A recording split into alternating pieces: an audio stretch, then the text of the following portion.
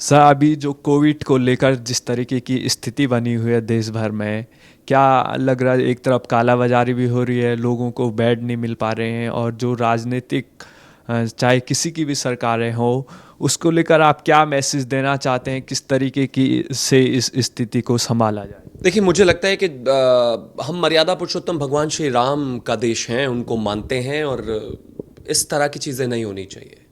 जब माता सीता को लेने के लिए भगवान श्री राम लंका की तरफ प्रस्थान कर रहे थे और उस दौरान वहाँ पर सागर पर जो राम सेतु बनाया जा रहा था, राम सेतु का निर्माण हो रहा था, तो सभी लोग काम में लगे हुए थे, सभी पत्थर डाल रहे थे। पत्थर डालने के बाद उसी दौरान भगवान श्री राम ने क्या देखा कि गिलहरी जो है बार बार अपने मुंह में थोड़ा सा रेत भरती और जाकर डाल देती, थोड़ा सा रेत भरती और वहाँ पर जाकर डाल देती, थोड़ा सा रेत भरती और वहाँ पर जाकर डाल देती। भगवान श्री राम ने उससे पूछा कि तुम ये क्या कर रही हो? उसने कहा कि जब धर्म की लड़ाई हो रही है तो आने वाली पीढ़ियां और आने वाले लोग ये ना कहें कि, और मैं ये ना कहूं कि मैं किस तरफ थी। मैं धर्म की तरफ थी और मैं धर्म की तरफ से ही लड़ रही हूं। इंपॉर्टेंट ये नहीं है कि कौन कैसे मदद कर रहा है, लेकिन मदद कर रहा है ये इंपॉर्टेंट है। मेरे देश में जिस तरह से सिचुएशंस हैं, सरकारों की पूरी जिम्मेदारी है, केंद्र है, राज्य है, बिल्कुल ठीक है, वो बिल्कुल सही बात है, कोई दो राय नहीं है उस बात में, सबकी जिम्मेदारी है। लेकिन एक आम आदमी की क्या जिम्मेदारी है? क्या आम आदमी अपनी जिम्मेदारी का निर्वहन कर रहा है? ये फार्मेसी वाले, जिसे हम केमिस्ट कहते हैं, ये हॉस्पिटल्स में बहुत सारे लोग, मैं सबको नहीं कह रहा हूँ, ज़्यादातर लोग इस देश की मदद कर रहे हैं, लेकिन ये एम्बुलेंस वाले 5-5 किलोमीटर के लिए 40-40 हज़ार रुपए आदमी दे रहा है। अरे ये तुम्हारे ही पड़ोसी रिश्तेदार आसपास वाले हैं, मौका मिला तो आदमी को नोच खाओगे और घर में बैठकर सरकार और दुनिया भर को गालियां दोगे? क्या इससे देश ठीक होगा क्या? ऐसी सिचुएशन इस देश में कभी आई नहीं है, दुनिया में कभी आई नहीं है। लेकिन आज जिस तरह से गिद्ध बनकर हमारी ही सोसाइटी के, हमारे ही बीच के लोग इसका फायदा उठा रहे हैं, उनको नर्क में भी जगह नहीं मिलेगी। और ये हमारे बीच के ही हैं। लोगों को सुनने में शर्म आ रही होगी, जाकर देखिए फार्मेसी पे, मैं सबको नहीं कह रहा हूं, मैं फिर से रिपीट कर रहा हूं, लेकिन जाकर देखिए फार्मेसी पे 1 रुपए की दवाई को 100 रुपए में बेच रहे हैं वो लोग।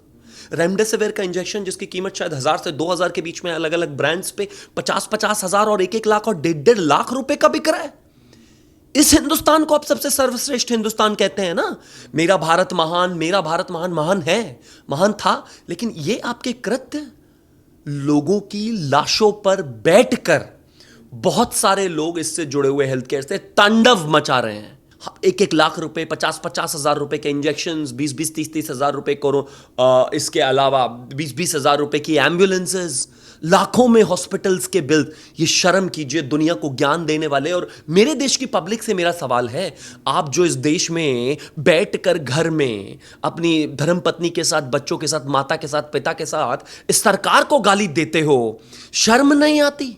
ये जो आप ही के बराबर में आपका पड़ोसी, आपका रिश्तेदार, आपका पास वाला ये 50-50 हजार, 1-1 लाख रुपए के इंजेक्शन बेच रहा है, सुबह उठकर अपनी ही दुकान में, अपने ही हॉस्पिटल में, अपनी ही शॉप में, अपने ही घर में भगवान की पूजा करते हो, और पूजा करने के बाद वहां पर 50-50 हजार और 1-1 लाख रुपए के इंजेक्शन बेच रहे हो, काला बाजारी कर रहे हो। कैसे रुकेगा ये? सरकार अपनी तरफ से काम कर रही है, लेकिन 130 करोड़ के ऊपर जिस तरह से आज रिस्ट्रिक्शंस चाहिए, वो अपने आप से भी निकल कर आनी चाहिए। लाशों पे तांडव कर रहे हो, लोगों का खून पी रहे हो, और चाहे कोई भी हो, आपके बराबर में आपका पड़ोसी भी ये हो सकता है, आपका रिश्तेदार भी ये हो सकता है, आपका अपना जानने वाला भी हो सकता है, अपना दोस्त भी हो सकता है, अपना परिवार भी हो सकता है। रोको उनको। कल आपकी औलाद या आपके पिता या माता या आपकी धर्मपत्नी जब वो सड़क पर पड़ी होगी और उसके पास पैसे नहीं होंगे, मतलब आप किसी भी आदमी के पास, तब आपको इस दर्द को समझ में आएगा कि 2,000 रुपये के इंजेक्शन को आप 50-50 हजार, 1-1 लाख रुपए में बेच रहे थे। 2,000 रुपए के इंजेक्शन को इस वजह से कोई आदमी खरीद नहीं पाया और उसकी जान चली गई। हॉस्पिटल्स में बेड हैं, लेकिन आपको पैसा चाहिए सिर्फ इसलिए ताकि जो पैसा दे उसी को भर्ती कराया जाए। मैं दिन रात पिछले 4-5 दिन से सोया नहीं हूं, लोगों की मदद करने की कोशिश कर रहा हूं। हॉस्पिटल्स में बेड अवेलेबल हैं, लेकिन पैसे पे मिल रहे हैं। एक आम गरीब आदमी कहां से लाएगा?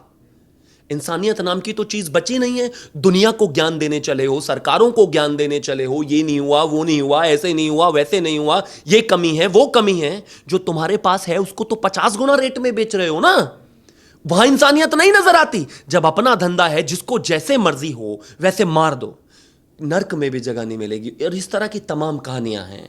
एक जंगल में आग लग रही थी, एक चिड़िया इसी तरीके से बार बार आ के पानी डाल रही थी और आग बुझाने का प्रयास कर रही थी। जब किसी ने उससे पूछा कि ये क्यों कर रही हो, तो उसने कहा कि जब आने वाले समय में मेरी पीढ़ियों और मेरे लोगों के बारे में बात की जाएगी तो कोई ये ना कहे कि मैं आग लगाने वालों की तरफ खड़ी थी, मैं आग बुझाने में हूं। जिसकी जितनी भी मदद बन पड़ सकती है कीजिए, जो जितना भी कर सकता है कीजिए, और अगर इतना भी नहीं कर सकते तो घर में बैठकर कम से कम बेईमानी तो मत कीजिए। आपके कितनी जनरेशंस इसको भुगतेंगी। इतना लेक्चर देता है एक आम हिंदुस्तानी, ईमानदारी पर इतना लेक्चर देता है, और आज जब इस देश में महामारी है, लोग हजारों में डेली मर रहे हैं, लाखों में इन्फेक्ट हो रहे हैं, तो लूट कर रहे हो। शर्म आनी चाहिए। और मैं तो सिर्फ इतना कहना चाहता हूं, ऐसे लोगों पर एनएसए तो लगना ही चाहिए, और सरकार सख्ती से पेश आ रही है। अभी गाजियाबाद में भी इस तरह के केस पर बहुत सख्त कार्रवाई हुई है, लेकिन इन लोगों को पकड़ के ढूंढा जाए, और अगर कोई 1 रुपया भी फालतू ले रहा है उस पर मर्डर चार्जेस लगाए जाए, 302 में डालिए उसे अंदर, एनएसए लगाइए। क्योंकि जो आदमी लाशों पर खून चूस सकता है, उस आदमी को आदमी की वैल्यू का, जीवन का कोई फर्क नहीं पड़ता। उसके लिए कोई मरे या जिए, ये इस दुनिया में राक्षस घूम रहे हैं। जो सतयुग में जो राक्षस होते थे, त्रेता युग में जो थे, वो उससे भी बुरे राक्षस इस कलयुग में घूम रहे हैं। इनको पकड़कर इलाज करने की जरूरत है, और जनता की भी जरूरत है विजिलेंट होने की। आपका पड़ोसी अगर फार्मेसी वाला है ना, पकड़िए उसको, और अगर वो बेईमानी कर रहा है तो उससे दवाई लीजिए, दवाई लेके पैसे मत दीजिए, पुलिस को बुलाइए।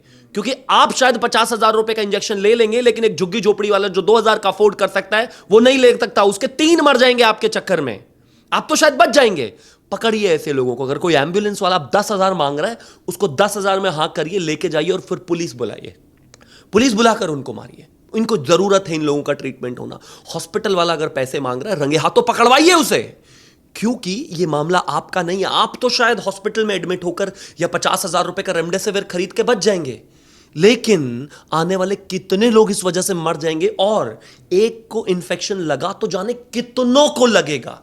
यह जरूरी है इस समय इस देश में कि देश एकता में रहे, एकजुटता में रहे, साथ रहे। इस कालाबाजारी करने वाले चोर, डकैत, गुंडे, बेईमानों को जेल के अंदर पहुंचाइए, और अगर थोड़ा सा भी ज़मीर कहीं बचा है तो इसको जगाइए, इसको आगे लेकर आइए। ऐसे चोरों को पकड़वाना और मारना बेहद ज़रूरी है।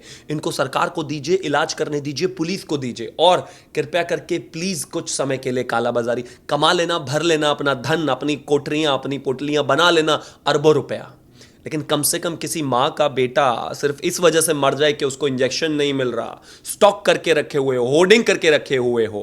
प्राइवेट हॉस्पिटल्स जो डिस्ट्रीब्यूटरशिप्स हैं उनको नंबर नहीं दे रही हैं, लोगों को बता नहीं रहे हैं, डायरेक्ट नहीं कर रहे हैं। ज़्यादातर बेहतर हैं, लेकिन जो बुरे हैं उनको पकड़िए, उनका इलाज कीजिए। क्योंकि एक समाज में इस तरह के लोग जो जहर घोलते हैं, ये बदलने की ज़रूरत है। दुनिया बर्बादी की तरफ जा रही है।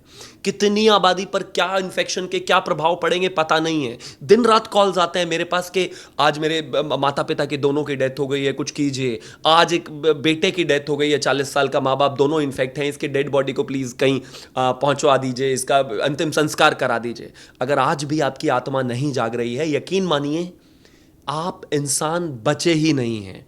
और आज नहीं तो कल भोगना तो आपको इसी देश में पड़ेगा, इसी जीवन में पड़ेगा, इसी दुनिया में, और इसी जन्म में भोग कर जाओगे।